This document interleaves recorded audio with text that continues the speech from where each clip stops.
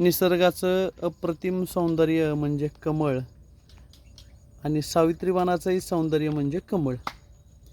आज सकाळची फेरी मारून या ठिकाणी स्थिरावल्याच्या नंतर सहज आपसूक लक्ष गेलात आणि लगेच सेट झाला. हा सेट होऊन त्याला कमळी फुलायला लागलेलं आहे.